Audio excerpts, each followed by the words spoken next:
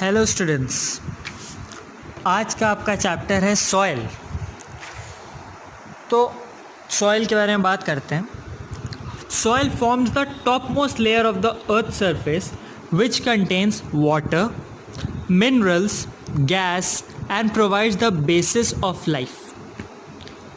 Soil बनती कैसे है? सॉइल रॉक से बनती है। अब कैसे बनती है मैं आपको बताता हूँ। Large rocks break down into smaller pieces by the action of heat, wind and water.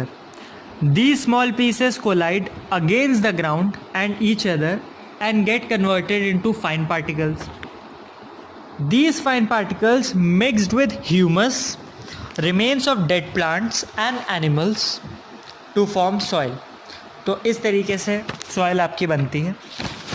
और ये जो सॉइल बनने का प्रोसेस है ना पूरा, ये फॉर्मेशन ऑफ सॉइल, इसी प्रोसेस को हम लोग कहते हैं वेदरिंग।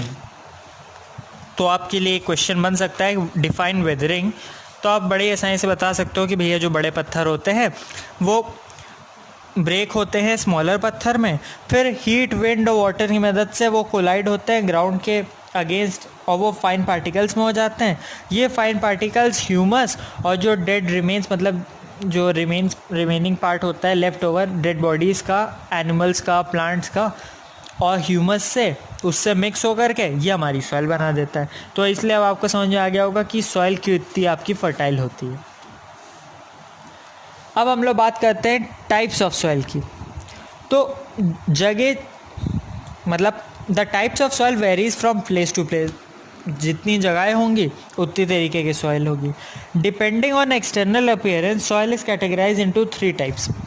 अगर मतलब आप एक्सटर्नल अपीयरेंस की बात करें तो 3 तरीके की सॉइल होगी, एक ग्रेविल, एक सैंड और एक क्ले। ग्रेविल क्या है? ग्रेविल जो टाइनी स्टोन्स होते हैं जो हार्ड होते हैं और वो वाटर को and can not hold water, वो होते हैं ग्रेविल्स। The gaps between the stone in gravel allow water to pass easily. तो ये ग्रेविल होते हैं। सैंड की बात कर लूँ मैं, तो सैंड आपका लूज मास होता है of mineral material in the form of fine granules and water can easily pass through this kind of soil. तीसरा जो हमारा क्ले है, तो the particles of clay are so small that they cannot be easily carried by water or wind through long distance. When mixed with water, clay becomes very heavy and sticky and water cannot pass through this type of soil. तो clay ही एक ऐसी तरीके की soil है जिसके through water पास नहीं हो सकता, क्योंकि वो पानी को अपने अंदर सोखती है, सोखता रहता है, हैवी होता रहता है और स्टिकी होता रहता है। अब सॉइल की कंपोजिशन की बात कर लें तो soil Greville, sand, clay, humus, air, water, mineral और माइक्रो ऑर्गेनिजम्स, इतनी चीज़ों से मिल करके सॉइल हमारी बनती है। और soil containing sand, clay and humus is called loam. और इस तरीके की सॉइल को लोमी सॉइल बोलते हैं। तो लोम क्या है? ऐसी सॉइल जिसमें सैंड, क्ले और ह्यूमस है, वो लोम है। और ये सॉइल सबसे अच्छी होती है पेड़ लगाने के लिए। अब हम लोग बात करने वाले हैं सॉइल के डिफरेंट लेयर्स की। तो सबसे पहले हम लोग बात करते हैं टॉप सॉइल की। तो टॉप सॉइल आपको टॉप से ही समझ में आ रहा है, टॉप मतलब सबसे ऊपर वाला। तो the top layer of soil is the top soil. It contains more humus than any other layer. सबसे ज़्यादा ह्यूमस इसी लेयर के पास होता है। और humus provides nutrient to the soil. These nutrients are needed by plants to grow. तो इसीलिए top soil also hold most of the roots of the plant. बहुत से पेड़ जिनकी जड़ें बहुत गहरी नहीं होती हैं, उनकी मतलब रूट्स को यही आपकी जो टॉप सॉइल है यही होल्ड कर लेती है। सब सॉइल की बात कर लूँ तो वो लेयर जो टॉप सॉइल के जस्ट नीचे हो, the layer which is just beneath the top soil is the sub soil.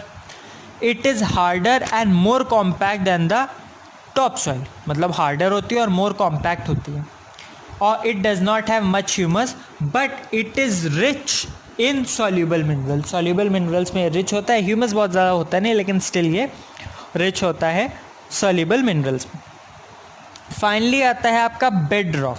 Bed rock आपकी लोएस्ट लेयर होती है किसी भी सॉइल की, और ये कंसिस्ट करती है आपकी स्मॉल पीसेस के रॉक्स के, नॉन पोरस है, रेन वाटर जो गैदर होता है मतलब जितना भी वो यहीं पे आके सोख हो जाता है, तो एक अंडरग्राउंड वाटर टेबल बन जाती है।